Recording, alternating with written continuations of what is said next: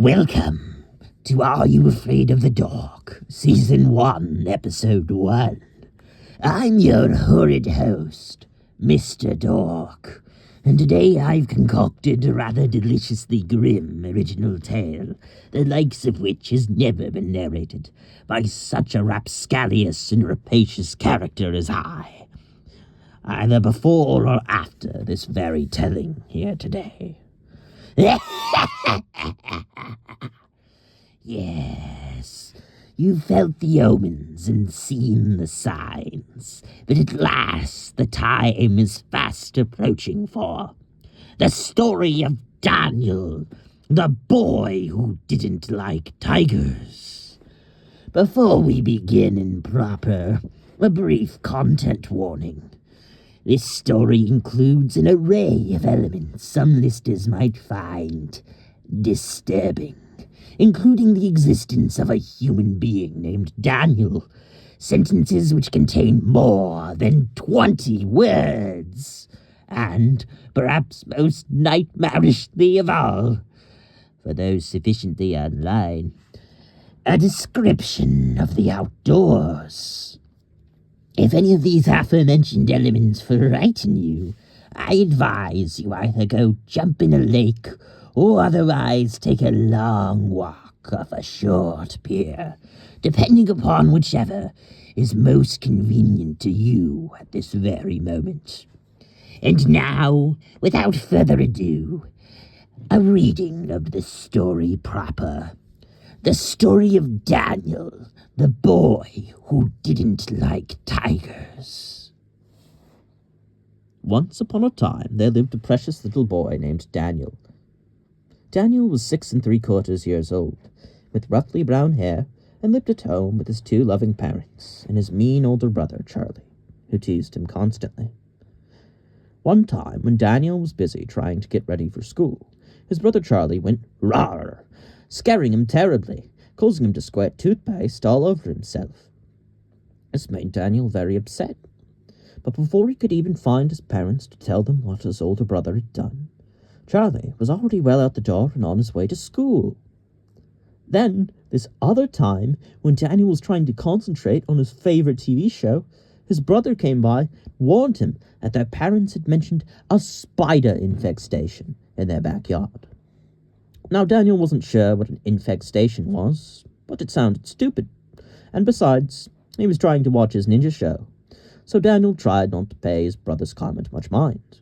Go back to watching the mega awesome ninja fight like before. However, before he could get too much farther into it, who should appear but his rotten brother, Charlie, with a hand full of live spiders. Daniel remembered it vividly.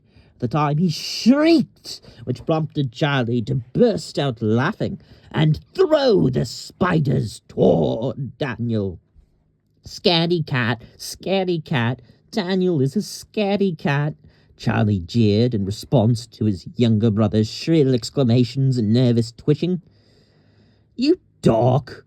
They weren't even real spiders. At this, Daniel looked down only to realize his brother was right. They had been rubber the whole time, but the fear they had invoked in him was very much real. And for that, Daniel was mad and on the verge of tears, just the same, as the Amber Alert blared in the background. Charlie was always calling Daniel out for being a scaredy cat whenever he managed to scare Daniel, when the funny thing was, Daniel was pretty sure it wasn't even true. And Daniel would know. He went around asking his classmates one time, and from that determined he was actually the 4th bravest in his whole classroom. So Daniel was pretty sure that, contrary to what his brother claimed, he was actually pretty brave, at least by 6 3/4-year-old standards. But the most annoying thing was, whenever Daniel tried to inform Charlie how brave he actually was, Charlie never believed him. So one day Daniel formed a plan. He would prove to his brother Charlie how brave he was once and for all by going to the zoo and coming face to face with the creature that terrified him more than anything in the world. And as luck would have it, it was now summer vacation, and Daniel and his brother's parents were planning on taking them both out to the zoo Friday. "You'll see how brave I can be. I'll show you, Charlie. After this Friday, you'll never be able to make fun of me for being a scaredy cat ever again." At this, Charlie only laughed, his typically obnoxious brotherly laugh. Sure enough, Friday came, exactly as the calendar said it would, and to make matters better, the weather was accommodating, and both of the boys' parents seemed just as receptive to a zoo day as they had been when they had proposed it 3 days ago, and so it seemed Daniel's plan was all set and likely to happen without a problem. Daniel was in a good mood. Together, he went through with his family and saw the lions, the elephants, the pandas, the peacocks, the gorillas, the warthogs, the flamingos, and even the chickens. But as luck would have it, the tigers were missing. Where are the tigers?" screamed Daniel, who couldn't read very well, being only 6 3/4 years old. "Can't you read?" quipped Charlie to Daniel. "The tigers have all escaped and are prowling the forest as we speak." At this remark, Daniel was struck with a wave of fear, as it dawned on him that, living very close to a forest himself, he was vulnerable to a tiger attack when waiting for his bus stop. Daniel's dad only laughed and shook his head, but Daniel himself paid no notice.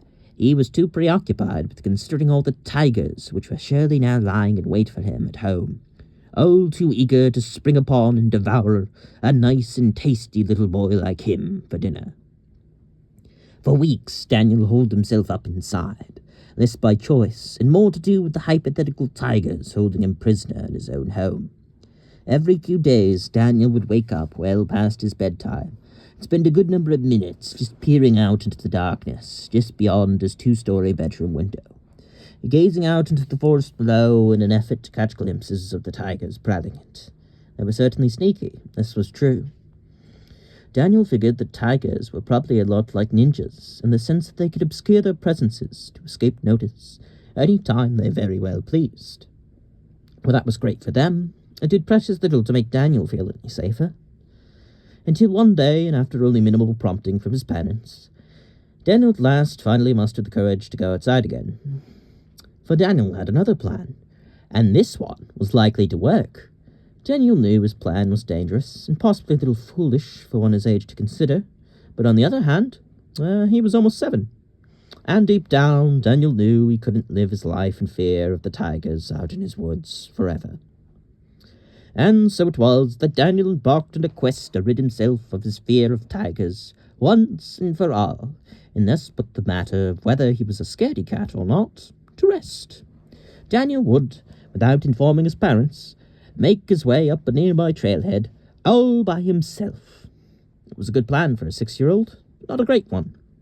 However, with a little more thinking from Daniel, it soon became a great, and maybe even a mega awesome one. Daniel figured that if any tigers came around and tried to pick on him, and he could probably just roar really loud until they either became afraid of him or thought he was a tiger too, and resolved to leave him alone. Then, if that didn't work, he could simply whack them with his stick till they got really hurted and had to run away. Daniel beamed. It was a great plan. Now all that remained was to execute it. The trail wasn't so bad at first. The trees were pretty, and the bushes were too, even if all the spiderwebs and bugs hanging around them were rather creepy. It was actually kind of cool, too, seeing that the path was rather nicely shaded throughout by the massive trees which generously dotted either side of it. But it wasn't terribly long until Daniel started to get the feeling he was being watched. The thought unnerved him more terribly than he ever thought possible. Every notable gust of wind, every crick and crack induced by the forest creatures all around him, these only fed into Daniel's fears, till at last he was sure of it. Something was definitely watching, and perhaps even following him. His stomach dropped at the thought.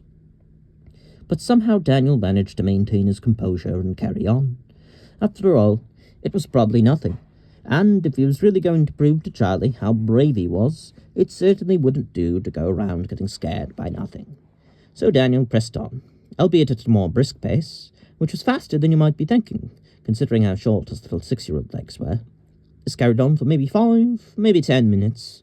Daniel no longer knew nor cared, for he was in tiger country, where a minute meant nothing, because every second you were there, you were at risk of being chomped in two. By now he was very tired and starting to get a little cranky.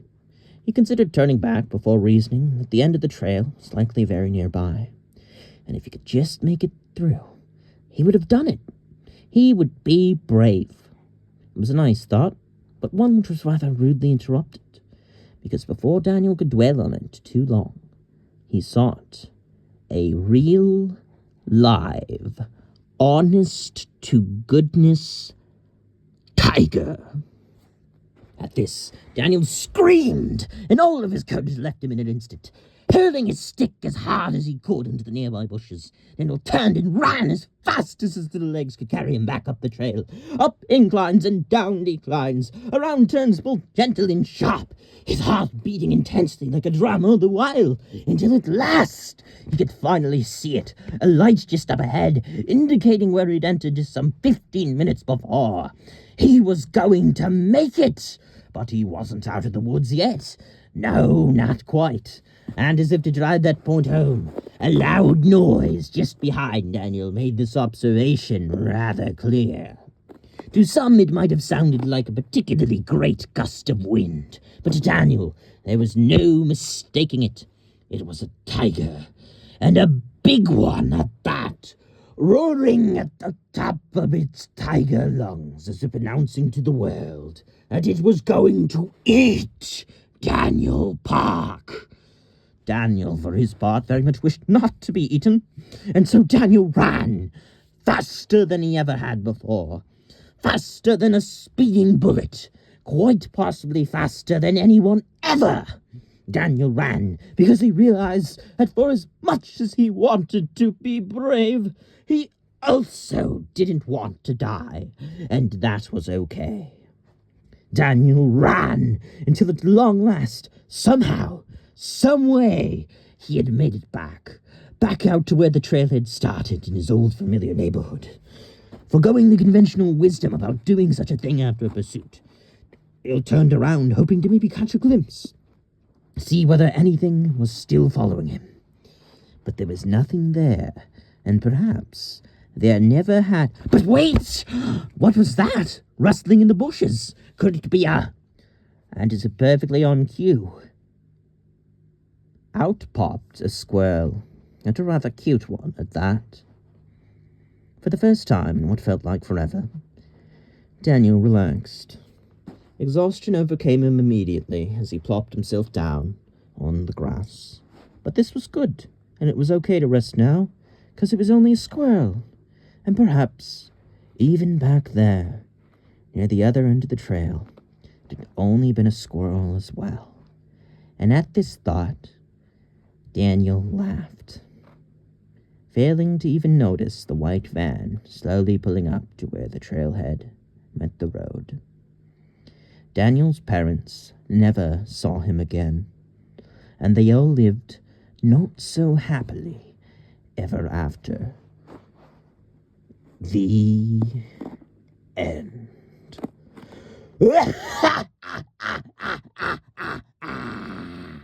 How truly unfortunate. A tragedy, but perhaps a preventable one. In any case, the Dork and mysterious powers that be prevent me from transmitting myself any further until next week. This is your horrid host, he who chatters in the dark, signing off.